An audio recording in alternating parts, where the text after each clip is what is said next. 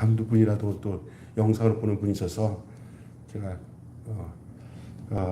다시 화면을 마쳤습니다. 오늘은 로마서 1장 18절부터 32절의 말씀으로 핑계할 수 없다라는 말씀으로 함께 은혜를 나누겠습니다. 복음은 어떤 식으로든지 전해졌습니다. 구약에서도 앞으로 오실 예수 그리스도 메시아를 증거하고, 그리고 또 예수님 본인도 본인을 복음을 전했어요. 자신을 전한 거죠. 왜냐하면 자신을 통해서만이 구원이 될 수 있음을 그 본인 되시는 예수님도 아셨어요. 그래서 예수님이 천국이 가까웠느니라 그렇게 말씀을 하시면서 복음을 전했죠.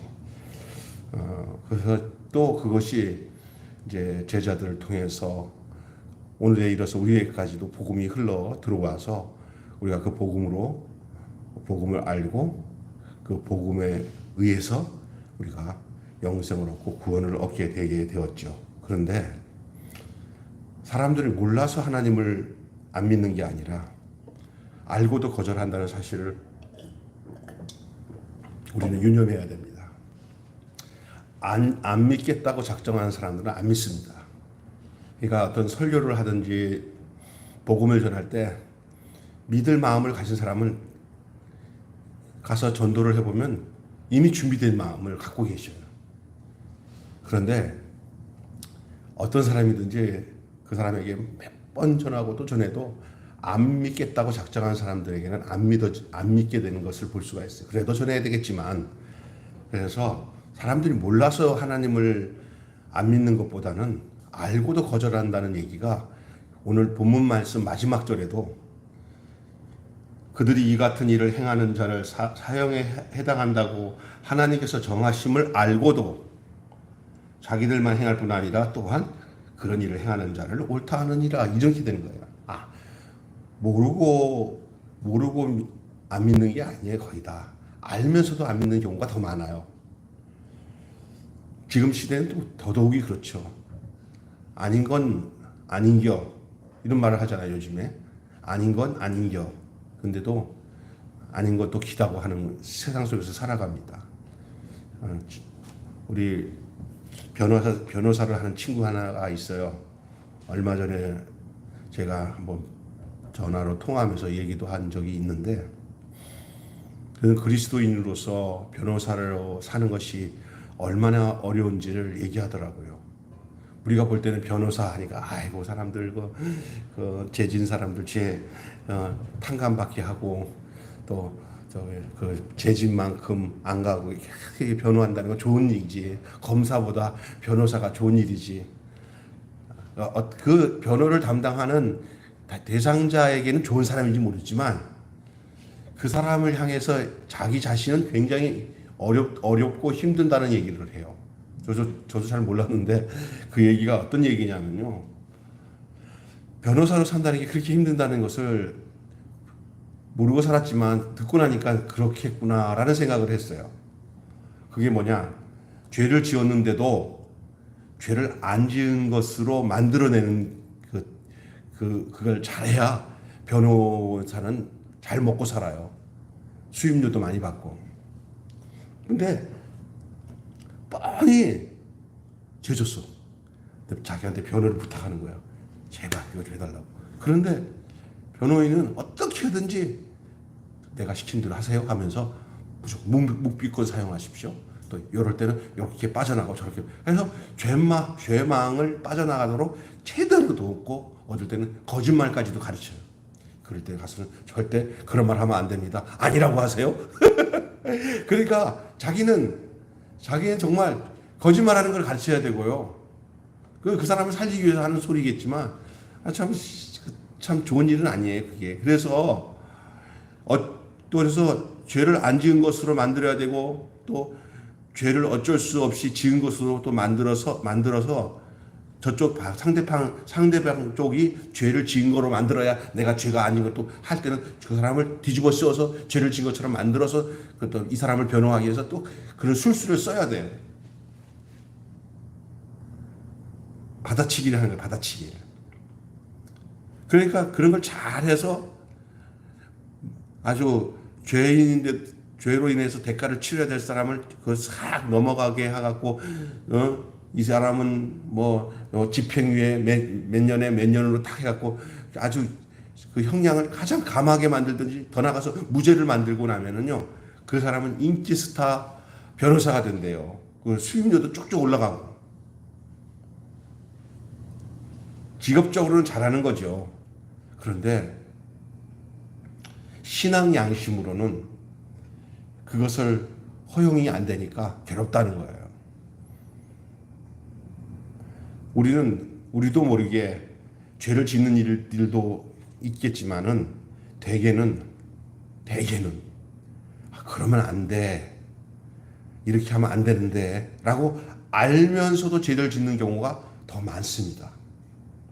몰라서 죄 짓는 것들은 별로 없다라고 그래요. 없다는 게 아니라 별로. 근데 이러면 안 돼라고 알면서도 죄 지으면서 죄를 반복적으로 짓는 경우가 많습니다. 이 인류가 하나님을 떠나고 지금도 돌아오지 않는 것은 하나님을 몰라서가 아닙니다. 하나님을 몰라서 하나님께로 돌아오지 않는 것이 아닙니다. 저는 오늘 이 복음에 대해서 몇 가지 중요한 내용들을 오늘 본문을 중심으로 해서 여러분과 함께 나누고 싶습니다. 첫 번째가 복음과 계시입니다. 계시는요 뚜껑을 열어서 보게 되는 거다. 감추었던 것이 드러난다 하는 것이 계시예요. 복음에 대한 계시에 대한 말씀을 나눕니다. 복음은 모든 인류에게 전달되었습니다.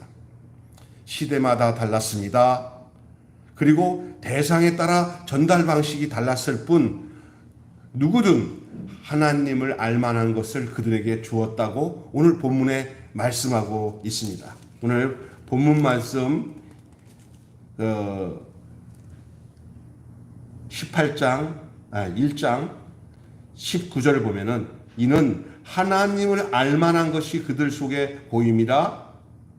그죠? 하나님께서 이를 그들에게 보이셨느니라 하고 20절에 창세로부터 그의 보이지 않는 곳 그의 영원하신 능력과 신성이 그가 만드신 만물에 분명히 보여 알려졌나니 그러므로 그들이 핑계하지 못할지니라.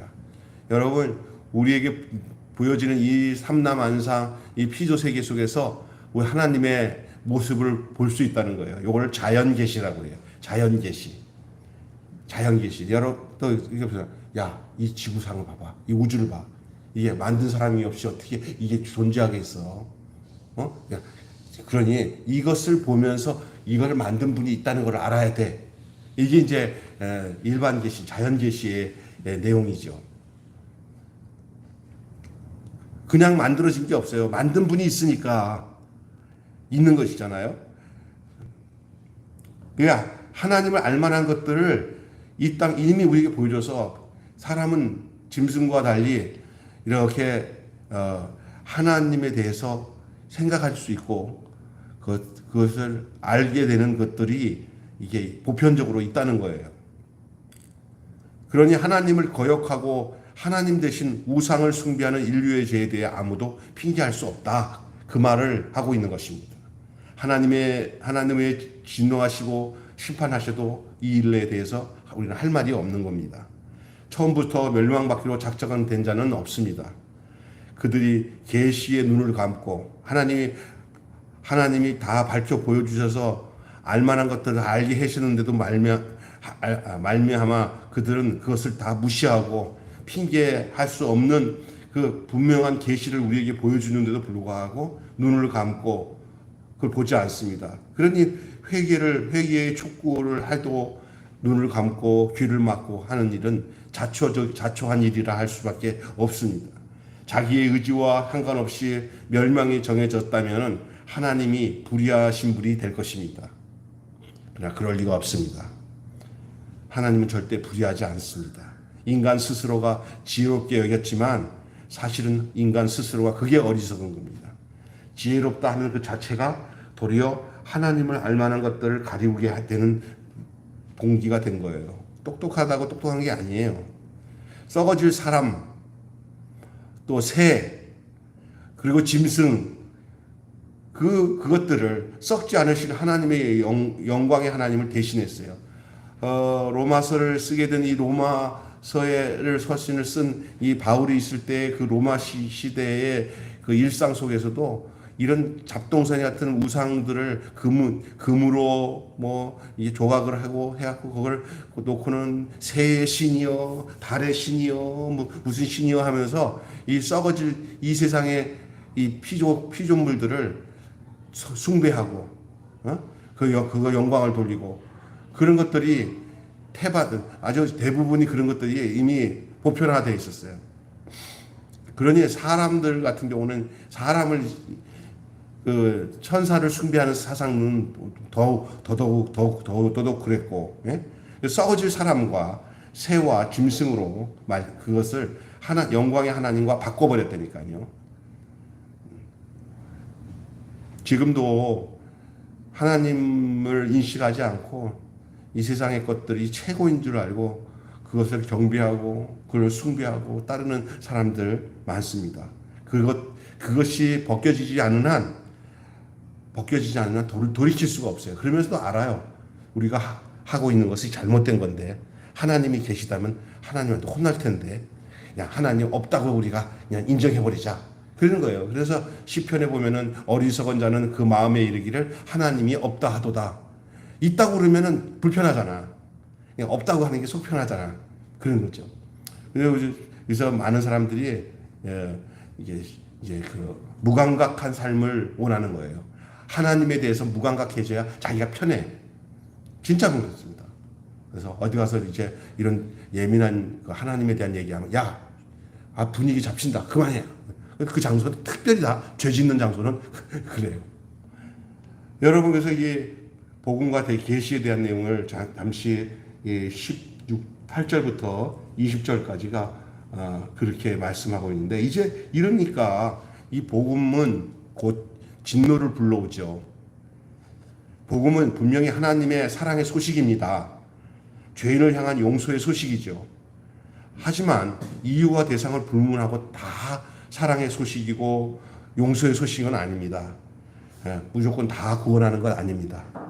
하나님은 사랑의 하나님이지만 그 사랑을 받을 대상자들한테는 사랑이지만 그렇지 못한 자들에게는 그건 사랑이 아니라 도리어 진노의 하나님으로 그들에게 나타날 수밖에 없어요. 하나님이 그런 하나님이 아니라 그들이 그런 죄에 대한 대가를 받을 수밖에 없는 사람이기 때문에 그렇습니다. 이것은 정의의 하나님, 공의의 하나님, 아들까지 십자가에 내어주신 하나님, 죄를 미워하신 하나님에게는 어울리지 않은 듯한 말이긴 하지만은 하나님의 사랑은 악에 대해서 침묵하거나 악에 대해서 타협하는 분이 아닙니다. 사랑하기 때문에 사랑하시기에 사랑을 버리고 외도하는 신부를 향하여 진노하시고 질투하는 건 당연한 겁니다. 여러분 생각해 보세요. 어느 남자가 그 아내를 진짜로 사랑해요. 진짜 사랑해요. 그런데 그 아내가 다른 남자를 좋아한다고 이렇게 하고 그 사람한테 할 때 그러려면 그래 하고 아무런 질투가 없고 아무런 감정이 없다면 뭐 병신이든지 쪼다든지 아니면 사랑이 없든지 저는 보면 사랑이 진짜 없으면 그럴 수 있어요. 아이고 잘 됐다. 그래 좋은 거랑 살아라. 너는 관심 없다. 이러면 사랑 아닌가요? 질투가 있다는 것은 사랑인 거예요. 하나님은 이스라엘 백성을 향해서 하나님의 자녀된 우리들에 대해서 이 세상에서 우리가 딴 마음 먹고 다른 생각을 가지고 하나님을 등질 때마다 하나님은 가슴앓이 하면서 질투하시면서 내 사랑 내 어여쁜 자야 내 사랑 내 어여쁜 자야 하면서 그 바보처럼 찾고 다니시는 하나님이 하나님이십니까? 그걸 깨닫고 난 뒤에 그 신랑의 품이 족한 줄 알고 내가 이제는 전혀 당신의 품을 떠나서는 살 수 없습니다. 주님 한 분밖에는 아는 이 없습니다 하고 고백할 때 그 사람 그곳에서 진짜 이제 사랑이 싹트게 되는 거고 열매를 맺게 되는 거죠. 사랑하시기에 사랑을 버리고 외도하는 그 신부를 향해 진노하시고 질투하는 것이 구약의 역사입니다. 그것도 이스라엘 구속사의 이야기입니다. 그렇잖아요. 한번 성경 보세요. 진노 없는 사랑은 참사랑이 아닙니다.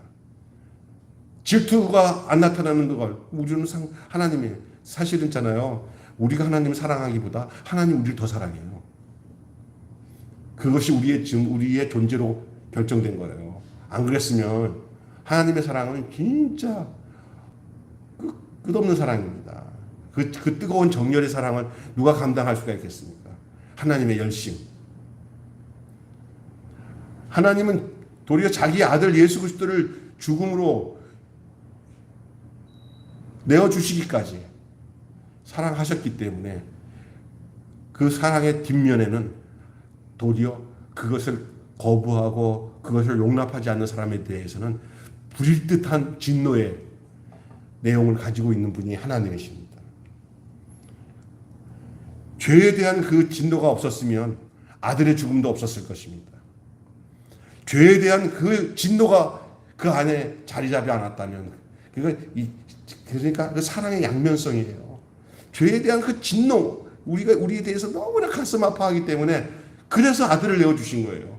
그리고 그 진노를 누구에게다 다 덮어씌웠냐? 아들에게. 왜냐하면 우리한테는 대책이 안 쓰거든요. 해결될 구멍이 없어요. 죄 가운데서. 그냥 아들한테 다 뒤집어 쓰고 그 아들을 그 진노 가운데 죽게 하심으로 우리에게 대해서 화목제물이 되게 하시고 대속물이 되게 하신 거죠. 그리고 우리가 그 안에서 함께 죽으면 그 아들의 위치로 우리가 다시 살아서 그 하나님이 원하시는 그 사람, 하나님이 진짜 원하셨던 그 새 사람을 입게 하신 거예요. 그리스도 예수 안에서 우리가 새 사람을 입게 되는 것이죠. 그의 죽으심과 합하여서. 로마서 앞으로 계속 그 얘기 나올 겁니다. 계속 이제 중요한 내용이 앞으로 나오는데 죄에 대한 그의 진노가 없었으면 아들의 죽음도 없었을 거다. 하나님이 얼마나 애달팠겠어요. 이래도 안 되고 저래도 안 되는 이 인간을 이걸 다시 돌리기 위해서 마치 호세아가 고멜을 끝까지 또 나가서 또 음탕한 고멜이 또 나가서 다른 남정네랑 또 그렇게 해서 그 고멜이 낳은 아들이 호세아 아들인지 아닌지도 몰라. 진짜 내가 다른 성경학자들은 호세아 아들이 아니래. 그래도 그 여자를 데려다가 계속 그게 호세아의 일생이에요. 근데 그게 하나님의 예언적 하나님이 그의 인생을 통해서 하나님이 호세아를 통해서 하나님의 사랑을 표현한 거예요. 근데 요즘에 보면 우리를 향한 하나님의 사랑이 호세아의 사랑 아닙니까? 우리는 주님을 늘 배반하나. 정말 배반해요. 하루 돌이켜보면 아이고 주님만 생각하고 주님만 사랑해야 되는데 또 내가 이 한두 번이 아니에요. 이렇게 생각해서 다시 돌이키기만 해도 하나님은 아이고 고맙다는데 전혀 무감각하게 사는 사람 많습니다. 아주 귀찮게 생각합니다. 내 인생은 나의 것. 아무도 건들지 마. 내 인생에는 하나님이라는 거 없어. 내가 전부야. 이런 사람들 많아요. 결국 참 안 됐죠. 복음이 들어가서 그걸 알면서도 또 그렇게 하는 사람들도 있어요. 아예 모르는 사람도 있지만. 자, 그 다음에 이 복음에는 심판이 따르는데 오늘 본문에 이제 이 로마서 서두에 왜 이런 얘기를 하고 있는지는 그 뒤에 부분들을 복음을 더 밝히 드러내기 위해서 여러분 이런 게 있습니다. 수술을 하기 위해서는 진단이 필요해요. 진단.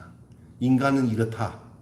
지금 이 로마서 서두에서 쭉 내온 것은 인간을 진단하는 거예요. 진단을 끝나면은 뭐 하는지 알아요? 수술을 해요. 아니면 처방을 한다고 그래요. 처방. 그래서 진단과 처방. 그러면 진단을 할 때는 굉장히 가능하면 옳지 못한 것들을 다 엑스레이를 찍어서 촬영해서 드러내야 돼요. 사람은 그래서 진단받는 거 싫어해요. 또 무슨 병이 있을까봐 막 겁난 거잖아요. 근데 그 진단을 해요. 근데 진단으로 끝나면은 안 되잖아요. 율법은 진단 기능밖에 없어요. 그런데 진단 다음에 뭐냐면 처방을 해요. 살리는 거죠. 근데 인간을 진단했더니 인간의 진단명이 사망이에요. 인간의 진단명이 뭐라고요? 사망이에요. 암이 아니야. 사망이야. 근데 내가 결론적으로 이 로마서 얘기 오늘 다 하는 것 같은 느낌이 드는데 이것만 알면 돼요. 하나님의 처방은 뭔지 알아요? 그 아들 그리스도 안에서 우리를 그 사망에서 생명으로 살려내는 거예요. 그게 하나님의 처방이에요. 근데 그 처방이 온전한 처방이에요. 아들 예수 그리스도 안에서 죽고 그와 함께 죽음과 연합하여 함께 죽고 그의 아들과 함께 연합하여서 다시 사는, 그래서 새 생명 가운데 새 사람으로 살 수 있는 이 처방이 이 로마서에서 말씀하고 있는 것이죠. 심판 이전에 회개의 촉구가 있습니다. 언제든지 잘못에 대한 지적이 있죠. 구원의 길로의 초대가 있는 겁니다. 죄의 문제를 심상히 여기고 구원을 얘기하는 것은 굉장히 위험한 일입니다. 그런데 그 생명을 이루기 위해서 회개에 대한, 죄에 대한 대각성이 일어나게 되는 거예요. 언제든지. 그래서 생명에 이르기 전에 다들 보면 내가 죄인이네. 이 사실을 아주 노골적으로 고백하고 진심으로 고백할 때 십자가 그늘 아래 갈 수 있는 그 희망적인 이끄심이 그 사람에게 나타나는 거예요.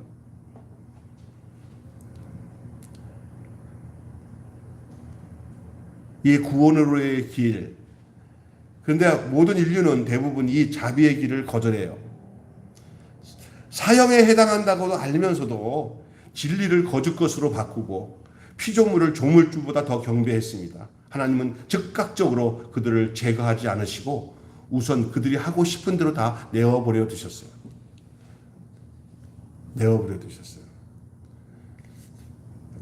있잖아요. 하겠다고 하는 애들은 그냥 놔둬야 돼요. 그래갖고 거기서 완전히 죽든지 다음엔 절대로 안 하든지. 어떤 엄마가 애가 자꾸 이렇게 촛불 있는 데다가 자꾸 손을 대니까 못하게 막 하니까 애가 그러니까 그 아버지가 그랬더래요. 놔두라고.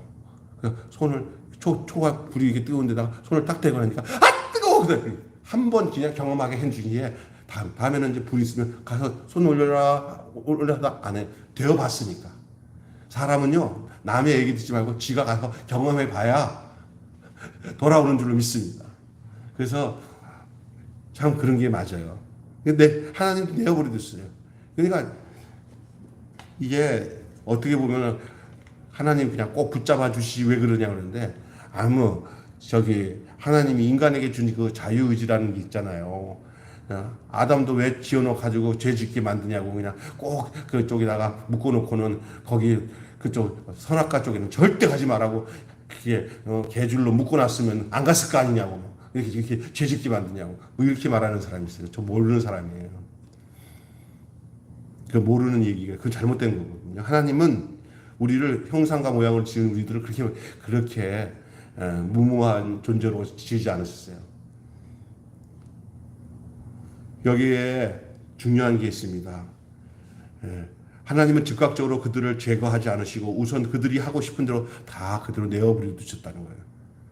하지만 그들이 마음을 바꾸지 않았을 뿐만 아니라 더 많은 악을 확대 재생산했습니다. 그게 여러분 성경 보세요. 점점 라멕 가인의 후손 라멕 때 보면 그냥 점점 더 죄가 더 번성하고 나중에 네피림까지 가잖아요. 결국 하나님이 노아의 홍수를 통해서 새롭게 이 신천신지를 싹 바꿔버리고 새롭게 시작하잖아요. 그래서 사실은 이 노아 이후에 홍수로 죽은 사람들과 노아 이후에 이 사람들은 다른 사람들이에요. 아담으로부터 시작된 게 아니라 다시 노아로 판이 바뀌었어요. 이게 판이 바뀐다는 거예요. 근데 또 한 번 제대로 판이 바뀌는 때가 왔는데 그게 뭐냐? 그 판이 바뀐 게 예수 그리스도 안에서 우리가 판이 바뀐 사람인 줄 믿습니다. 이거 판이 바뀐 거예요. 판이. 가인과 아벨. 그냥 아벨은 순교해서 죽었어요. 아벨과 똑같은 아들 하나 나왔는데 그게 셋이에요. 셋. 그리고 그 셋의 후손들로 인해서 이제 하나님의 아들과 사람의 아들로 이렇게 구분을 하는 그 성경이 나오잖아요. 나중에 보면은요, 노아로 인해서 싹 갈라지잖아요. 근데 노아의 아들들에도 이게 세 가지 아들이 나와가지고 거기서 하나님이 택한 그 아들이 셈이에요, 셈. 그 셈의 후손으로 아브라함이 나와요.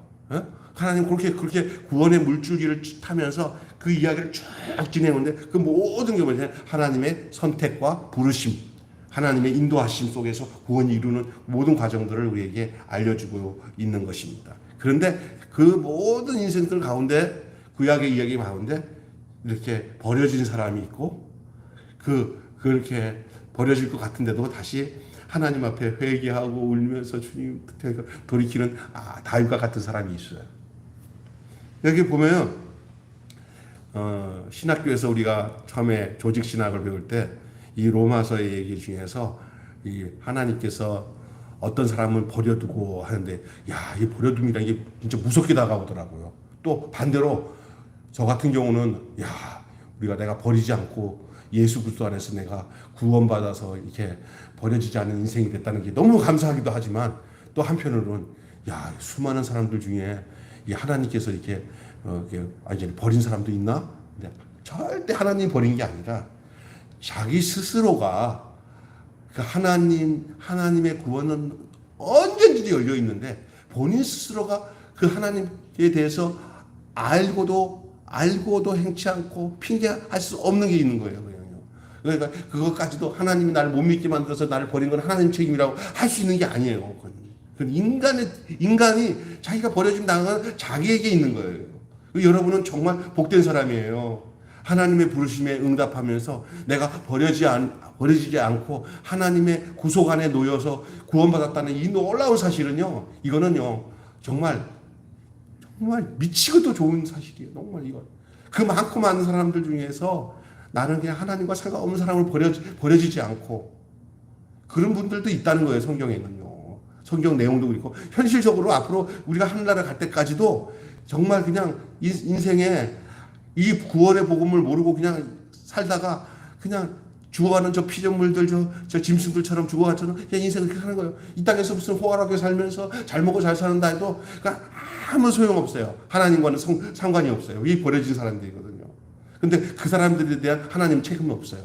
하나님은 언제든지 자신을 밝혀주셨어요. 계시했어요. 그것에 대해서 핑계치 못한다는 거예요, 인간이. 여러분, 인간이 핑계치 못한다는 거예요. 나는 있잖아요. 저와 여러분은 이제 예수님 그리스도 안에서 구원을 받아서 하나님의 자녀가 되고 백성이 되고 의의 백성이 됐으니까 그렇지만, 안 그런 사람들 중에 김병수랑 서옥성 목사는 그래도 하나님 불러주셔서 구원 받았는데 나는 왜 이렇게 안 불러줬어요? 그러면 하나님이 한마디라도 핑계치 못할 테니까요. 그건 하나님의 주권에 달려있는 거고, 또 한 가지는 이미 하나님이 너희들 핑계치 못한다 그랬어요. 만물을 통해서 다 밝히 보게 했고, 알만한 사람 다 알 수 있게끔 나는 다 했다. 핑계치 못하는 거예요. 핑계치 못하는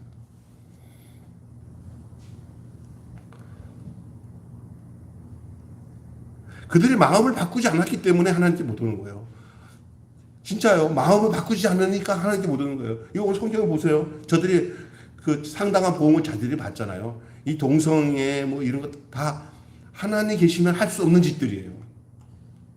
그러니까 마음을 그냥 하나님에게 대해서 귀를 열거나 눈을 열지 않았기 때문에 결국 인생은 그렇게 가는 거예요. 우상숭배. 다 그런 거예요. 우상숭배. 그래서 죄악이 더 확대 재생산이 된 거예요.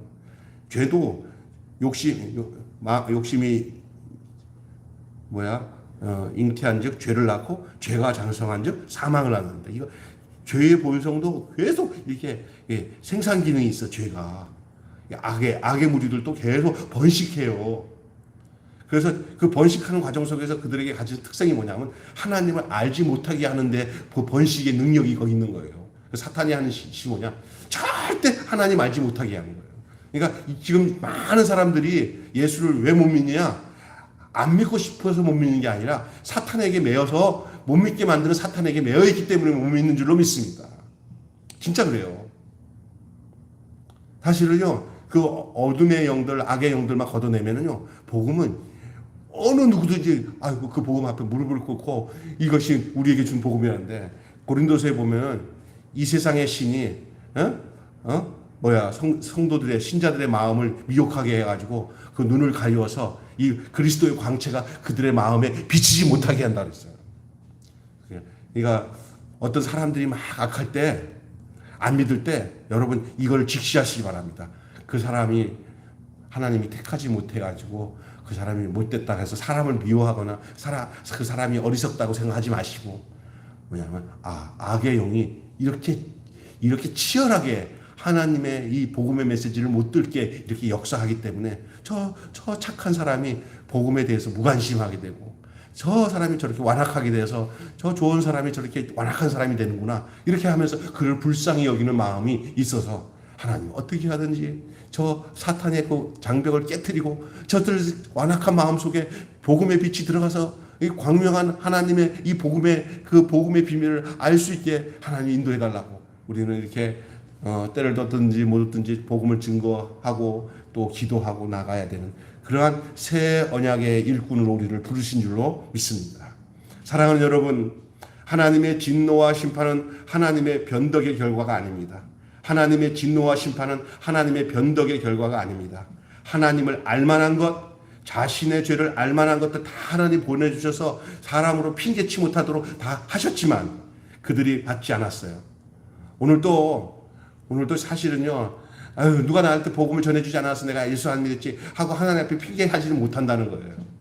어떤 사람은 살짝 옥진만 시켜도 어떤 말 한마디만 전해도 그렇죠, 내가 예수님을 믿어야 되겠군요, 그런 사람이 있는 반면에 그냥 목사 자녀로 자라든지 장로 자녀로 자라서 수태 날마다 복음을 전해도 그 왜곡된 마음 때문에 엄마 그런 소리 하지 마, 아버지 그런 소리 하지 마 하고 마음 몰라서 다 알아, 귀찮아 하고 그 복음을 자기의 복음으로 받아들이지 못한 사람들은 나중에 뭐라고 그러냐면 그때 좀 더 열심히 했지. 쟤는 그냥 옥기만 스쳐도 그냥 막 하나님한테 손들고 그냥 완전히 하나님의 자녀가 됐는데 너는 내가 몇 번 그렇게 얘기할 수밖에 없다는 거예요. 하나님도 핑계치 못하게 한다는 거예요. 어느 피조물도 하나님의 주권 앞에, 하나님의 이렇게 나타나신 계시 앞에 계시가 열린다는 얘기가 그거예요. 계시가 하나님이 내 안에 열려지는 거예요. 그래서 다 알아지는 거예요. 다 믿어지는 거예요. 이게 계시가 열리는 거예요. 믿습니까? 그 계시가 일반 계시도 오기도 하지만은 말씀을 들을 때 막 계시가 열려요. 안 믿어지는 하나님이 막 보여, 믿어져. 이게 계시가 열리는 거예요. 아멘. 예? 이게 복음과 계시. 오늘 제가 복음과 계시, 복음과 진노, 복음과 심판에 대한 말씀을 전했잖아요. 여러분 핑계치 못하는 거예요. 핑계치. 이제껏 인간은 가진 수단을 동원하여 자신의 행동을 정당화하며 스스로 속여왔어요. 그게 앞으로도 그럴 거예요. 인간은 인간의 어떤 노력과 방법을 통해 갖고 막 변명하기 그지없어요. 변명이 아니라 그냥 우리는 망하는 자리에 있는 사람들이고 당신에게만 가면 우리는 삽니다. 이것으로 끝내야 되는 거예요. 생명은 당신께 있고요, 죽음은 내게 있습니다. 그러니 이 죽을 나를 살리시는 분은 당신입니다 라고 무릎을 꿇고 부복하고 손을 드는 것이 우리의 살 길인 줄로 믿습니다. 거기서 그래야 구출돼요. 그래야 그 어둠과 죄악 가운데서 멸망 가운데서 구출돼요. 하나님의 긍휼이 거기에서 나타나는 거예요. 우리가 심판받는 것은 하나님이 너 심판 좀 해야겠다고 해가지고 오신 게 아니에요. 스스로 자초한 거예요. 스스로 자초한 거예요. 그거 아셔야 됩니다. 스스로 자초한 거. 그래서 한마디로 핑계치 못할 지니라. 이걸 잘 기억해야 돼요. 알고도 핑계치 못할 지니라. 그런 줄도 알고도, 그것이 그런 줄 알고도 그렇게 했으니 핑계치 못할 지니라. 기다림에도 끝이 있습니다. 사랑에도 한계가 있습니다. 끝내 은혜를 거절한 자에게는 도리어 심판이 임할 수밖에 없는 것이에요. 복음의 양면성은 사랑과 생명을 전해주지만 반면에 그 사랑과 생명 안에 거하지 못할 때는 그 반대 현상인 심판과 진노와 멸망이 기다리고 있다는 사실도 함께 전해지고 있다는 사실을 기억하시기를 바랍니다. 바라건대 저와 여러분은 이미 하나님의 진노에서 벗어나 그의 긍휼하심을 쫓아서 새 생명 가운데 거하여 사는 하나님의 권속이요 백성이 되심을 이 저녁에 여러분 마음 깊이 하나님 앞에 감사하며 찬양하며 순전하고 거룩한 마음으로 늘 주님 앞에 나를 택하시고 불러주셔서 내게 계시가 열려 하나님을 알고 하나님을 믿고 말씀을 이해하고 내 존재가 얼마나 복된 존재라는 것을 알고 살 수 있는 이 택한 주의 백성이 된 것에 대해서 하나님 앞에 감사하는 저와 여러분이 되시기를 주님의 이름으로 축원합니다. 기도하겠습니다. 하나님 아버지, 오늘 핑계할 수 없다라고 하는 제목의 말씀으로 우리 하나님은 우리에게 다 보여주셨건만은 만물을 통해서 다 보여주셨건만은 핑계치 못할 상황인데도 불구하고 우리는 이 모양 저 모양 핑계거리를 가지고 하나님을 등지고 사는 시대 속에서 살고 있는데 그 와중에 우리를 택하셔서 예수 그리스도로 말미암아 구속함을 받고 거듭나 영생을 누리고 비록 이 세상을 살아가는 육신의 삶은 공고할지 몰라도 주 예수 그리스도 안에서 구원받은 이 놀라운 은혜와 감격 속에서 살 수 있도록 우리를 불러주심을 감사합니다. 우리에게는 사랑이요 생명이지만 그러나 끝까지 하나님을 거절하고 하나님께 등을 돌리고 사는 자들에게는 끝날에는 그들에게는 임할 것이 알고도 저들은 핑계치 못할 것이고 저들에게 닥치는 그 죄의 결과는 이 21가지 죄가 쫙 열거되는데 하나님을 마음에 두기를 싫어하니 그 결과가 바로 이런 죄의 열매들로 가득 찰 수밖에 없는 줄 믿습니다. 그러나 하나님을 마음에 두게 되면 내 안에 이런 21가지 죄들이 그냥 뚝뚝뚝 다 떨어져 그의 생명 가운데서 저절로 다 떨어져 나가게 되는 것을 믿습니다. 주 예수 그리스도 생명이신 그리스도 안에 있으면 선한 것들은 가득 차고 악한 것들은 다 배설되어지고 다 나가게 되는 것이 생명의 역사인 줄로 믿습니다. 오늘 우리에게 이러한 놀라운 은혜, 이런 축복을 우리에게 허락하여 주신 것을 감사하며 복음 앞에는 핑계치 못한다는 사실을 오늘 다시 한번 되새기며 돌아갈 수 있게 해 주심을 감사합니다. 돌아가는 발걸음도 지켜주시고 단잠 자게 하시고 내일 아침에 다시 건강한 모습으로 만날 수 있도록 인도해 주시옵소서. 예수 그리스도 이름으로 기도합니다.